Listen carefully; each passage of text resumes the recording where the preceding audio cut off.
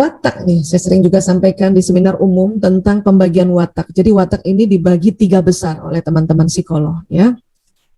Introvert, extrovert, ambivert. Ambivert ini separuh-separuh, separuh introvert, separuh extrovert ya. Beberapa sahabat-sahabat saya di sini juga udah sering dengarkan, tapi alhamdulillah terima kasih masih mau mendengarkan, karena dengan diulang-ulang tambah paham insya Allah ya. Introvert, ciri khas introvert, apa itu? Lebih memilih ada di tempat sepi. Yang punya pasangan introvert harus tahu nih, ya. Dia kalau diajak keluar-keluar atau tempat rame itu bukannya nggak mau, tapi dia kayak diesel gitu loh ya. Dia nggak bisa langsung beradaptasi. Kalau punya pasangan introvert atau bila Anda yang introvert.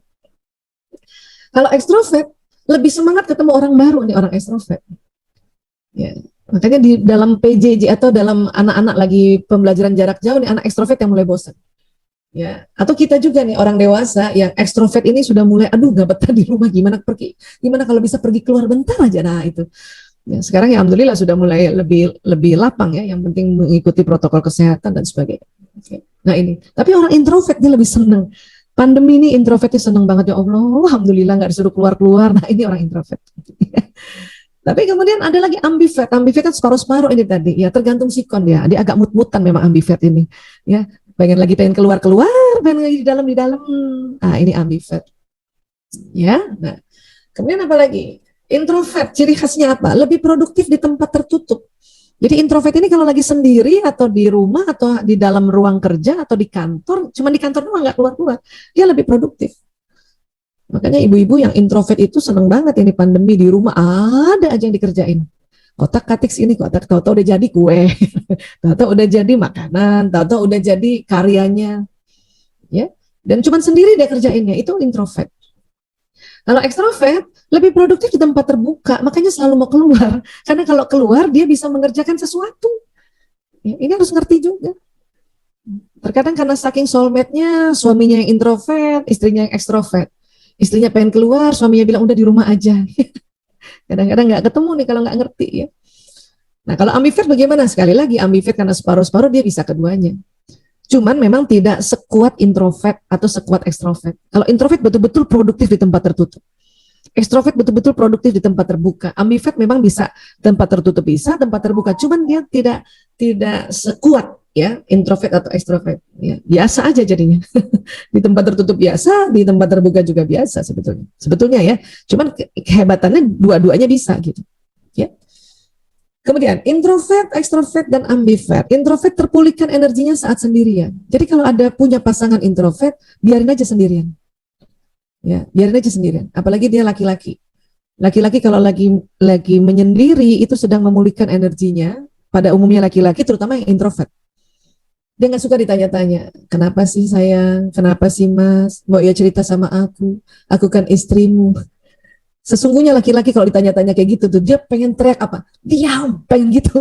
Cuman takut juga sama istrinya, makanya dia diem aja gitu. Dan kita sangka dia marah sama kita, padahal enggak.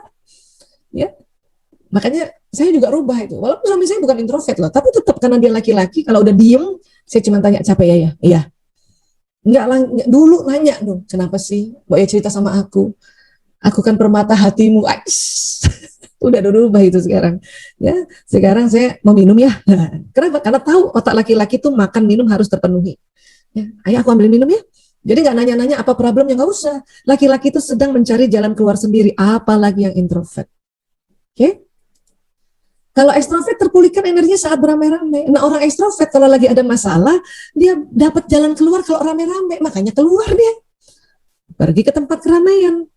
Cuman lagi pandemi ini dilarang keras. Atau dulu harus ketemu temen ini orang ekstrovert ini untuk bisa terpulihkan energinya. Ya. Tapi sekarang agak susah. Ini makanya orang ekstrovert ini merana banget saat ini. Aduh, gimana caranya? Ya, untung ada Zoom ya. Kita juga bisa ketemu temen lewat Zoom walaupun dari rumah ya. Keren juga ya, Masya Allah. Ambivert tergantung situasi dan kondisi. Kalau ada 7 hari, introvert itu maunya 7 hari 7 harinya sendirian. Maunya, aslinya. Ekstrovert kalau 7 hari, maunya 7 hari 7 harinya di luar, aslinya begitu. Ambivert ini separuh-separuh, 4-3 atau 3-4. 4 di rumah, 3 di luar. Minggu depan 3 di rumah, 4 di luar. Ini ambivert. Ya, ambivert. Nah, sekarang karena pandemi ya lebih banyak di dalam rumah sendirian, nah introvert berjaya, Masya Allah ya. Ekstrovert yang sudah mulai kelabakan ini, ambivert mulai terkadang tergantung juga katanya ambivert. Gue juga di rumah bisa, di luar bisa gitu. Ya, saya punya adik ipar saya, ya dia kalau sakit, padahal dia lupus ya, kalau lagi muncul sakitnya ya Allah, keluarga suka bingung, kenapa sih kamu pergi mall? Ternyata karena dia ekstrovert, dia pergi mall malah sehat. Ini harus kita pahami. Ya. Untung kakak iparnya belajar dikit lah tentang watak. Jadi kakak iparnya yang paham. Jadi ngerti. Jadi kalau suami saya bilang, kenapa sih? Ya, dia keluarkan dia sakit. Saya bilang, justru dia keluar dia sehat. Percaya deh. Benar. Benar. Karena ekstrovert nih. Orang ekstrovert tuh kayak gitu. Ya. Baik, introvert lebih suka bekerja atau belajar sendiri, ekstrovert lebih suka bekerja atau belajar dalam tim. Anak-anak juga begitu, yang introvert ini, waduh, pandemi ini alhamdulillah dia lebih sering di kamarnya lagi. Oh, berjaya dia, Masya Allah. Ya ekstrovert, wah udah mulai. Nggak ada temen. Untung orang tuanya punya gadget dua. Satu buat dengerin bapak ibu guru, satu chattingan sama temen. Nah, itu anak ekstrovert. Nggak apa-apa juga, Bun. Kenapa? Orang dia memang lebih suka bekerja dan belajar dalam tim. Bahkan dia terpulihkan energinya. Banyak orang tua diambil tuh HP yang satu lagi. Dengerin bapak ibu guru, anaknya ekstrovert. Cilaka. Ya, udah. Malah nggak bisa masuk. Anak ekstrovert itu bapak ibu guru ngomong, dia juga ngomong sama anak teman-temannya, itu malah bisa masuk. Unik ya, Masya Allah. Oke.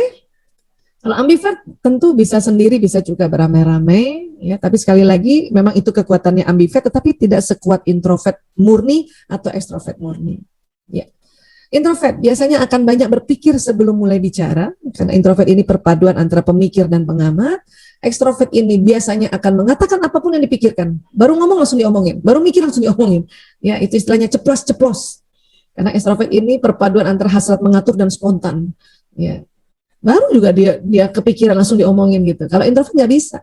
Introvert harus lama dulu dipikirin baru diomongin. Ya, ambivert bisa lebih banyak berpikir, bisa lebih banyak bicara. Ya. Introvert cenderung lebih pendiam karena itu tadi ya, dia berpikir dan pengamat, ya.